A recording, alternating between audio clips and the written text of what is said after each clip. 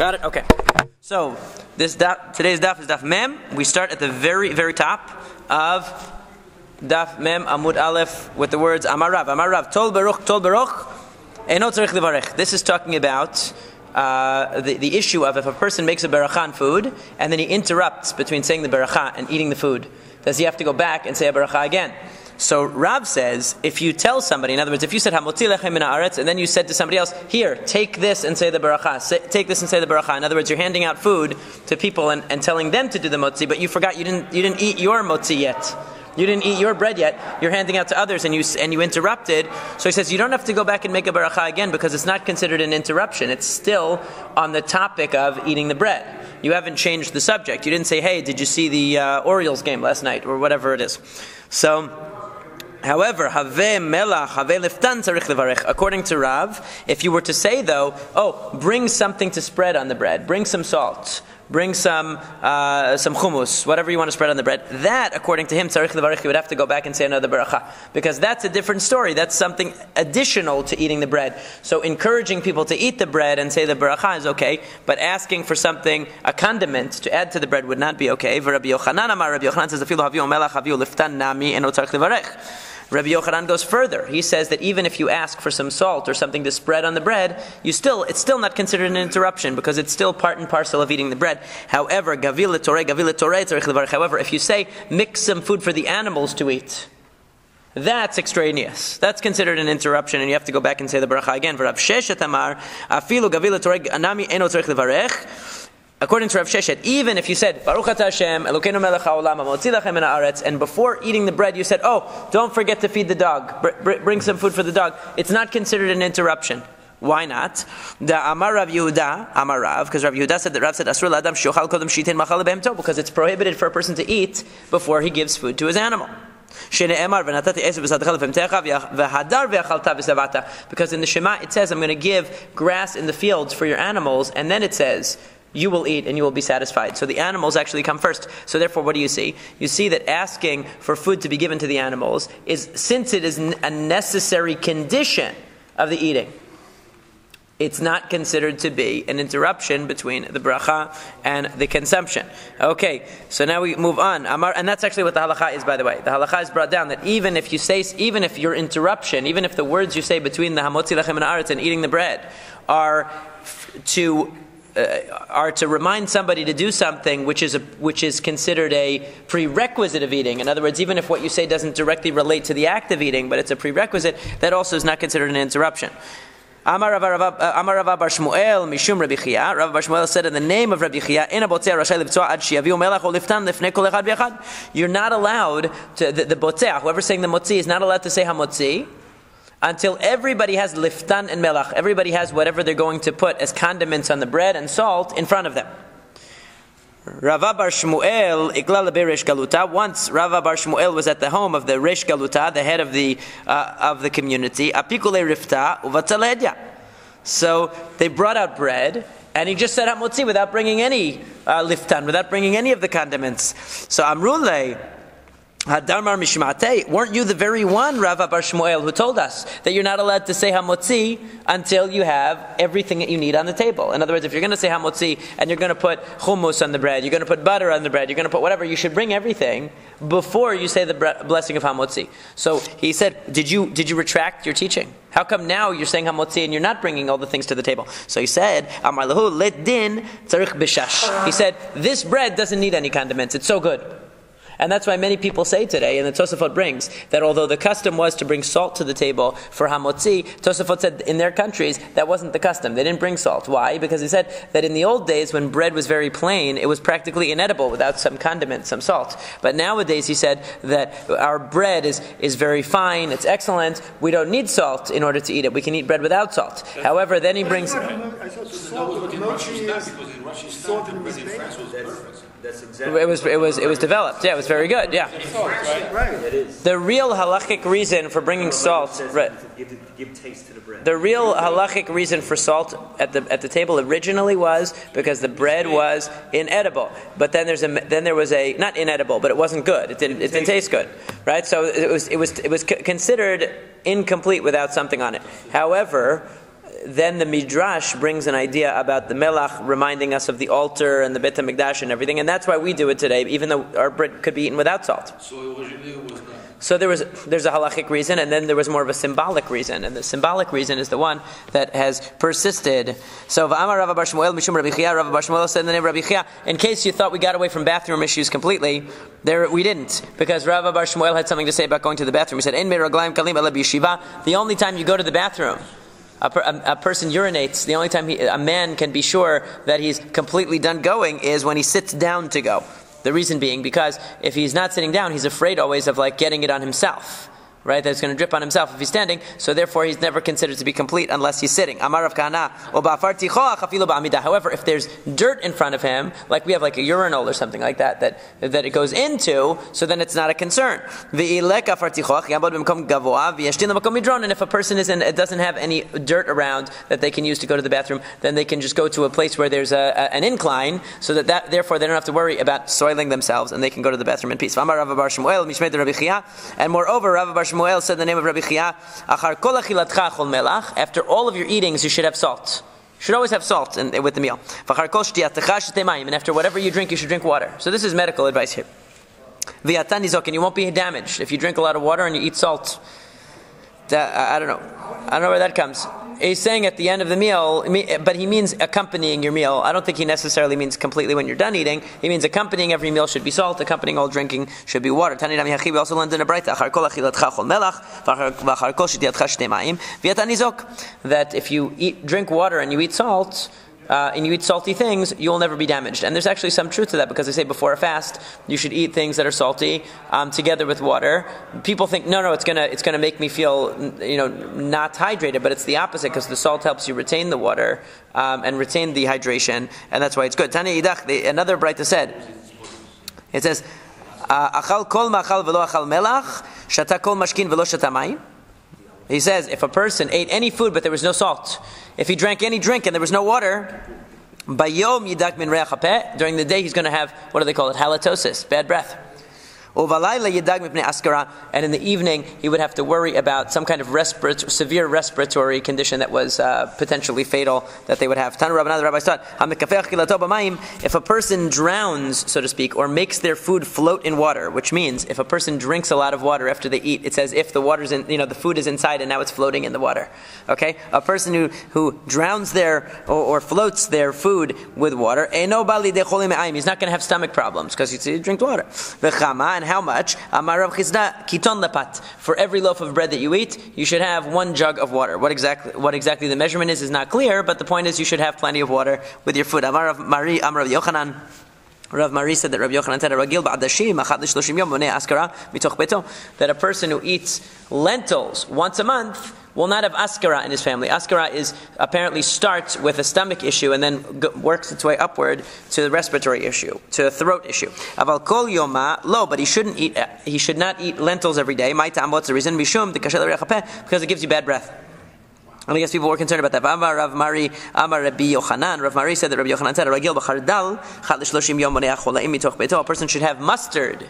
They weren't talking about mustard like, that you buy Gulden's mustard or French's mustard. They're talking about the real mustard, the real thing. So so a person who eats that once every 30 days, he's going to be healthy. He's not going to have problems. Kol yoma lo, but not every day.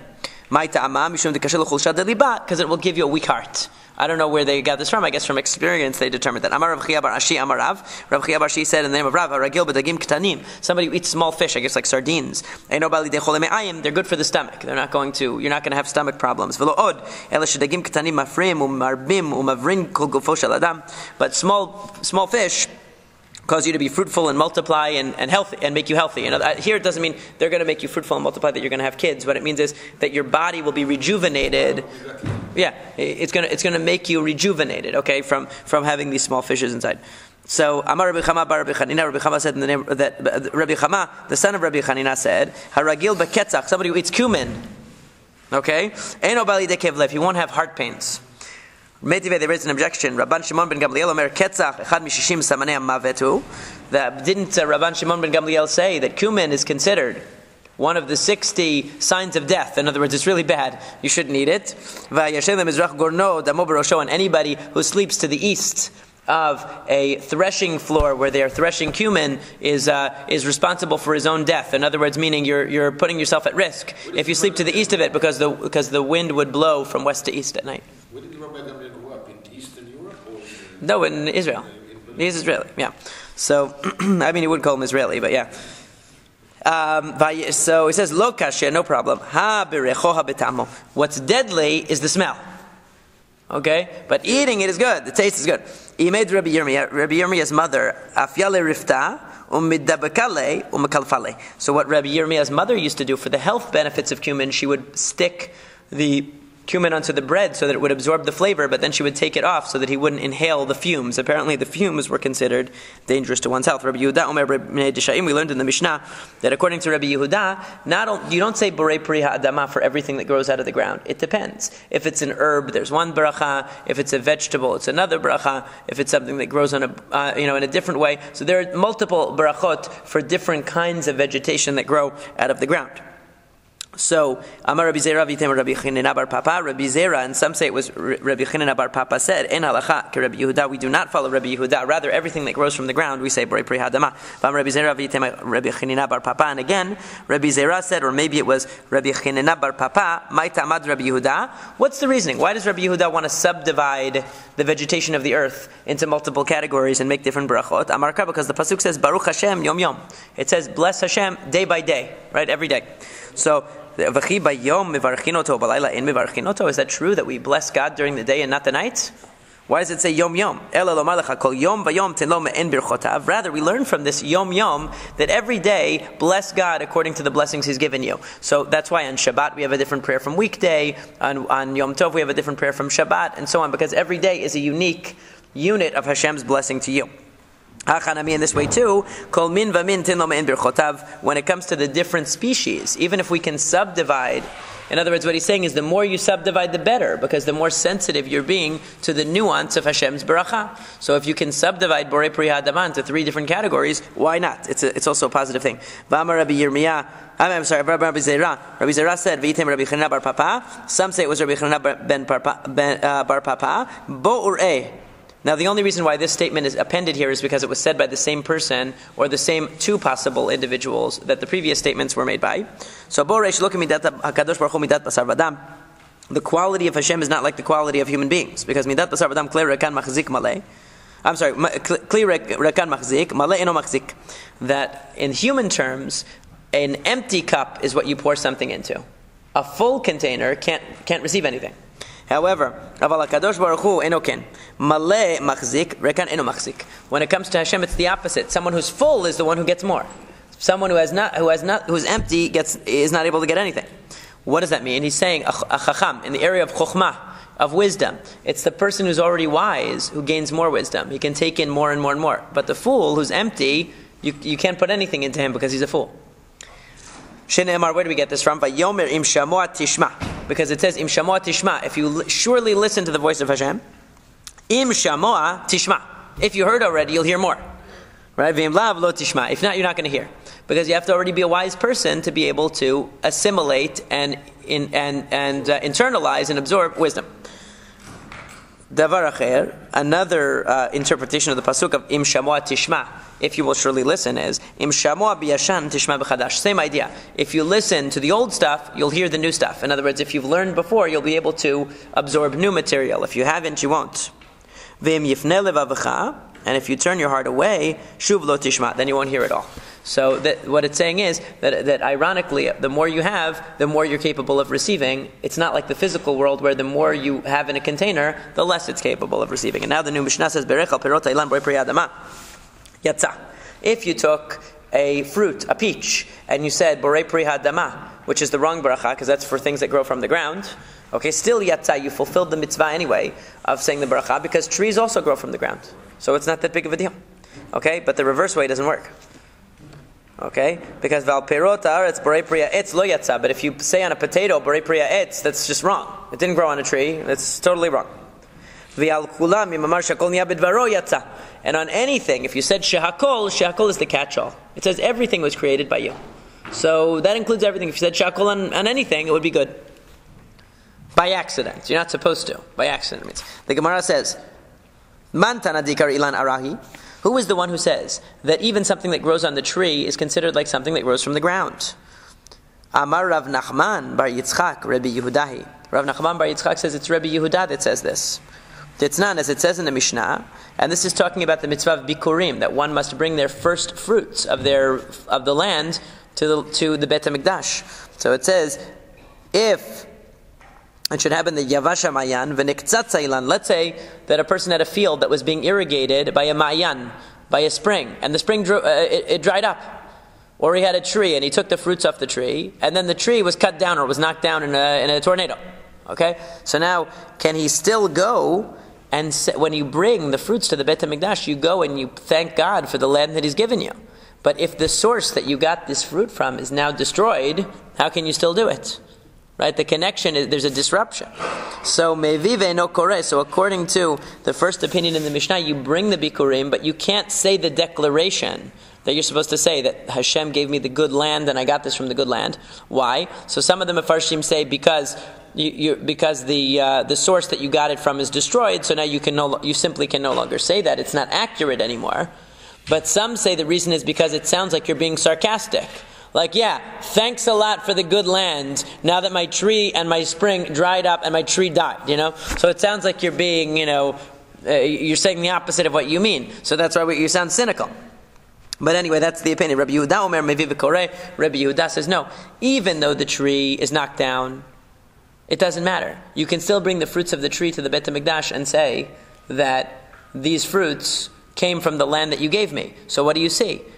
Because they came from the tree doesn't mean they didn't come from the land. You can still accurately say they came from the land. So who's the one who says that a tree is considered like an extension of the land, and therefore if you were to say borei pri hadama on tree fruit, it would also be acceptable after the fact. It's Rabbi Yehuda. And in fact the halacha follows Rabbi Yehuda both with regard to bikurim and with regard to the halacha of Berakhot, that when it comes to Berakhot, we say that if a person said borei pri hadama on an apple by accident, it's okay.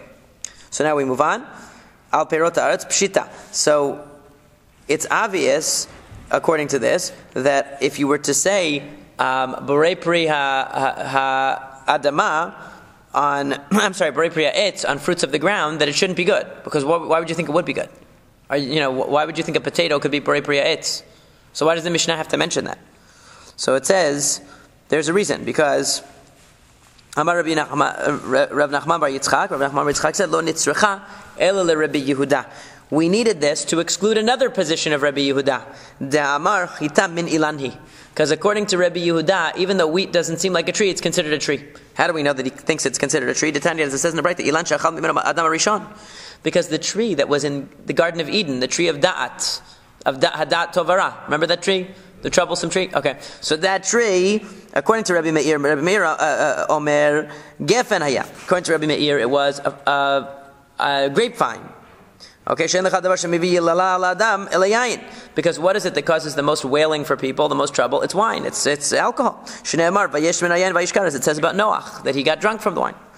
Rabbi Nechemia says, actually, it was a fig tree. Because through the very thing that they sinned, they were fixed. How so? Because remember, they took fig leaves and tied it around themselves when they realized they were naked. That's what they used. So you see that it must have been a fig tree, because look, the very same tree that caused them trouble, they used to repair the problem. Okay? Rabbi Yehuda Omer chita haita. So Rabbi Yehuda says actually it was wheat. It was wheat that they ate. It wasn't a tree at all. Then. Yeah, it wasn't really a tree. Well, according to him, that's the whole point. According to Rabbi Yehuda, he's classifying it as a tree. Okay, why was it called the Etz Hada'at Tovara, the tree of knowledge? Because a child, before he even becomes conscious and able to speak, is already eating dagan. What does he eat? He eats oatmeal, he eats cereal, cereal.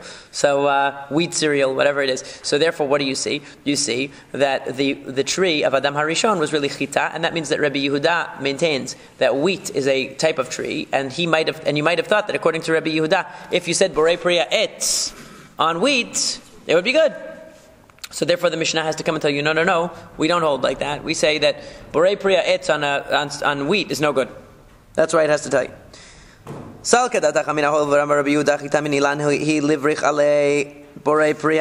might have thought that he might actually tell you to say borei priya etz on wheat to begin with. Right? Therefore, kamash malan. Therefore, it comes to tell you what is the definition of tree with regard to brachot. Okay, Rabbi Yehuda might have thought that wheat was a tree with regard to a story in Breshit, but with regard to Hilchot Berakhot, how do we define a tree? It's a clear definition.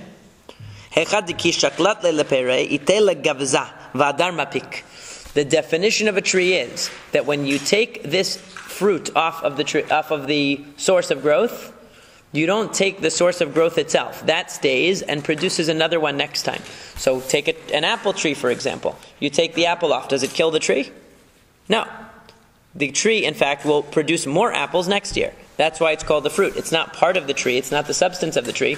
It's a product of the tree that's going to come back next year. So that's actually discussed by Tosafot about that. What's the status of, let's say, berries? Because berries also, you take them off. You don't uproot the bush in most cases. The bush is still there.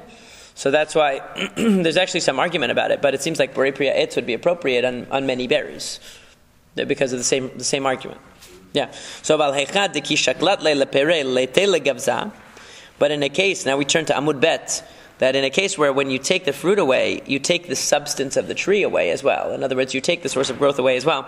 The dharma peak, so that it can no longer produce anymore. Lo mevarachin anale borei priya etz ela borei priya adama. That's the definition of where it's not a tree.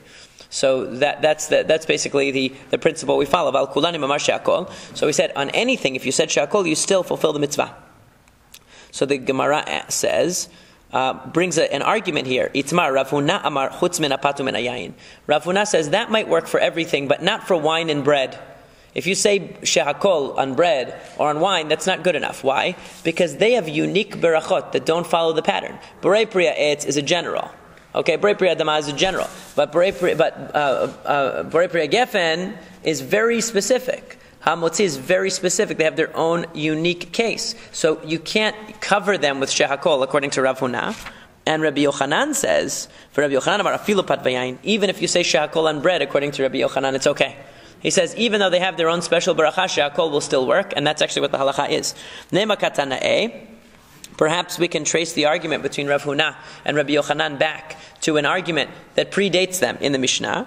Ra'a pat v'amar kama na'e pat zo, Baruch HaMakom Shebira'a Yatza. Ra'a te'ena v'amar kaman na'a te'ena zo Baruch HaMakom Shebira'a Yatza divrei Rabbi Meir. According to Rabbi Meir, if you see some bread and you say, this is great bread, blessed is Hashem who made it, that's good enough. You said the baracha. You see a fig, you say, wow, what a nice fig. Blessed is Hashem that made the fig. That's a baracha, that's good. You go ahead, eat it. So what do you see from that? You don't have to say exactly Hamotzi lachem min haaretz on the bread, right? That's exactly what Rabbi Yochanan is saying. Rabbi Yochanan is saying, even if you said shakol, it's still good. So if you said the real bracha after that, you would have said... According to Rabbi Meir. I guess you're going to Rabbi Meir, yeah. Rabbi Yossi says, Kol ha-mishaneh mimatbeh shedhava'u chachamim ba'berachot, lo yatsa yedechu bato. According to Rabbi Yossi, and this is the halacha, if you deviate from the formula that the rabbis made, it's no good. So, that being the case, so what's... What? No, but it makes sense because they made a formula. No, but yeah. Even though you could get the same idea, but it's not the same formula, right?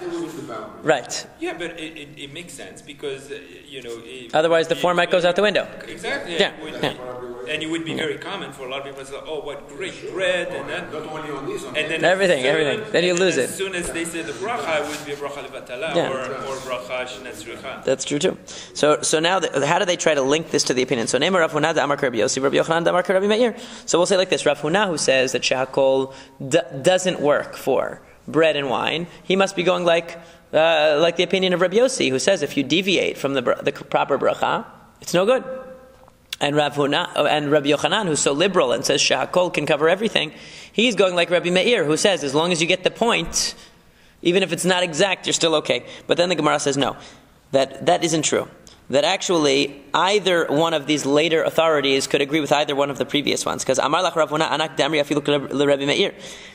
What I'm saying would go even according to Rabbi Meir. Even according to Rabbi Meir, who's so liberal, would agree with me that shehakol doesn't cover bread and wine. Why? Because Ad kan lo kama Rabbi Meir hatam el hechad dekam madkar shemei depat. Because what did Rabbi Meir say? He said, you said how beautiful this bread is. In other words, you mentioned bread.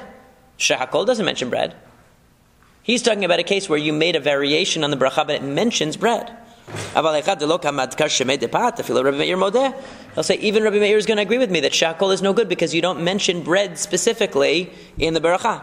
For Rabbi Yochanan amarlach, and Rabbi Yochanan will say the opposite. And Amrik afilu Rabbi Yossi, that even though I say shakol is good for even bread and wine, even Rabbi Yossi would agree with me. Why? Because Ad kan lo kama Rabbi Yossi hatam ela mishum dekamar beracha lo takinu Rabbanan aval amar shakol niabed varot takinu Rabbanan afilu Rabbi Yossi modeh, that Rabbi Yossi was stringent when you made up a beracha that doesn't appear in the entire range of sources. In other words, that the rabbis never created such a beracha. But I'm talking about a case where you said a beracha that's a recognized beracha shakol. It's just that you said it on bread. But Rabbi Yossi is opposing making up berachot that the rabbis didn't institute. That doesn't necessarily mean that he's going to say that shehakol doesn't work for hamotzi. So Rabbi Yochanan and Rav Huna are able to defend their respective positions. Binyamin raya karach rifta. Binyamin the shepherd took some bread. Ve'amar berich marei dahai pita. And he said, blessed is the master of this bread. Meaning, blessed is Hashem who created this bread. Amar Rav said, yatsa, that's good enough. Rav said, that's good. You got the point.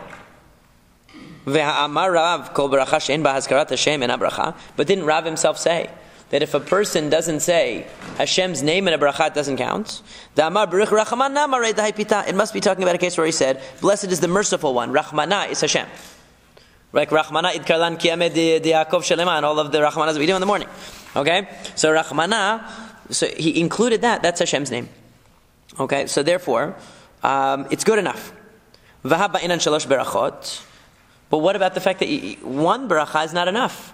For Birkat HaMazon, there are at least 3 brachot, actually 4, that you have to say. How can saying, blessed is the one who made this bread, be good enough for Birkat HaMazon? How's that possible? It says, Ma yatsa deka amarav, nami, yatsa yedei bracha rishona. What he meant was that you could fulfill the requirement of the first bracha of Birkat HaMazon with that, because it gets the point across. It's a long bracha, which the basic concept of which is that Hashem created the food. So he said, that's basically what he said. So for the first bracha, that would be good enough. If you look at some Sidurim, they have a very short Birkat HaMazon, very, very short. And the first bracha is substituted by this line, that Berich Rachmana Marei Dahai Pita. That assumes that you're allowed to say the bracha after you've completed eating. He ate the bread. Right. Right. Eating the bread. Right, and then he said that as a substitute for the first bracha. So, Ma'ika Mashmalan, what's the chidush here? What's the novelty? Are you telling me that the novelty here is that he said it in Aramaic instead of Hebrew? Is that the chidush? Because he said Berich Rachmana Marei Dahai Pita. That's Aramaic. That's not Hebrew. Okay, but the Tanena we know that already because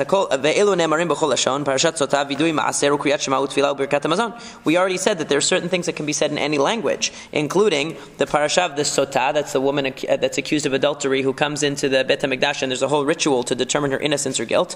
Vidui Maaser is something that you would do every 3 years to declare that you fulfilled all of your obligations of Terumah and Maaser for the last 3 years. That would be done right before Pesach every year. The Kriyat Shema and the Shema and prayer and Birkat HaMazon. So all of these things you can do in any language as long as it's accurate. So the fact that he did it in Aramaic is no big deal. So we're still trying to look for what's novel here. Rather, what's the novelty here? It's tarich salka datach amina, because you might have thought maybe the only time it works is when you say it in another language, but you're translating word for word the original language. But you might have thought that when you say it in Lashon Chol, when you say it in Aramaic, but it's not exactly the formula that the rabbi said. In other words, you're saying the same theme that they said, but you're not saying the exact words, and you're saying it in another language, that would not count as Birkat HaMazon and Kamash Malan. It comes to tell you that actually that could count in this case. Now, we don't find any other case where it's considered valid to do that, to take the bracha and to summarize it in another language in one sentence, and that counts. But this seems to be a novel case. And of course, it also seems to run against what we just said before, that that the format of the Chachamim has to be kept in all brachot. And you can't just go ahead and create your own. So it's possible that Rav disagrees with what we concluded before and goes like Rebbe Meir, that actually you're allowed to sort of make a variation on the bracha, or it could be that he considers this a special case for one reason or another, and although in general one is not allowed to deviate from the format that the Chachamim set, there are certain cases where apparently there is some flexibility. Why it is in this case is not entirely clear. Gufa, we go back to something we said before. Amar Rav said, Kol baracha shein ba hazkarat Hashem ena baracha. Any blessing that you say without Hashem's name, that's talking about the four-letter name of Hashem, Yud Kei Vav Kei, it's not a bracha. Rabbi Yochanan Amar Kol baracha shein ba malchut ena baracha. According to Rabbi Yochanan, any bracha that doesn't have, it's not enough to have Hashem's name, you have to also have Melech HaOlam, also that he's the king. So Amar Abaye said, Kivatei Rav Mistavra. It seems more likely like what Rav says, that you don't need to mention the kingship of Hashem, you just need to mention Hashem's name. Why? Ditani, because it says in the Braita, I didn't violate any of your commandments and I didn't forget. This is the Vidui Ma'aser that we just mentioned a second ago. This is from the text of what a person says when they are declaring that they fulfilled all of their obligations of Ma'aser for that year. He says, I didn't violate any of your commandments and I didn't forget. Lo avarti milivarechecha velo shachachti milahazkir shemcha alav. That what does the Braita says? It means when it says I didn't violate and I didn't forget, it means I didn't violate the requirement of saying a blessing, meaning I remember to say a blessing, and I didn't forget to say your name in the blessing. Okay? So that shows that all you need is the name of Hashem. You don't need to mention Malchut. Vilo Malchut lo katane. It doesn't say that you have to mention the kingship of Hashem. Therefore, it seems to support the position that all you need is Hashem's name. You don't need the kingship of Hashem to be mentioned. But then the Gemara says, still, Rabbi Yochanan, and what would Rabbi Yochanan say? Tini v'lo shechachti l'azkir shemcha u'malchutecha alav. That really it should say in the Braita, your name and your kingship. The two go together. And that's actually the halacha, that any bracha that doesn't have shem or malchut is not a bracha. What about Baruch Atah Hashem, Elokeinu v'Elokei Avotenu, Elokei Avraham, Elokei Yitzchak v'Elokei Yaakov? What do we do with the Amidah? It doesn't say Melech HaOlam. So they say that saying the God of Abraham, the God of Yitzchak, and the God of Yaakov is like saying King of the world, because they were the ones who declared Hashem's kingship over the entire world. And that's why, for example, Shema Yisrael, the pasuk Shema Yisrael is considered Malchut on Rosh Hashanah when we include it in the Malchut section of the Musaf, even though it doesn't say the word Melech. Why? Because the oneness of Hashem is His kingdom, His kingship. So that's where we conclude. So now we'll do a little bit into the next Mishnah. So the next Mishnah says, "Val davar she'en gidulo min haaretz." Anything that doesn't grow out of the ground. Omer she'akol niya b'dvaro. That's when you say she'akol. So something like meat, chicken, milk, ala chometz ve'ala novlot ve'ala govai. On vinegar, which is spoiled wine, basically. On novelot are unripe fruit that falls from the tree that never grows, never reaches its full capacity. Ve'ala govai, or if you eat the kosher grasshoppers, the type of locusts, the locusts that were kosher. Okay, the kosher locusts.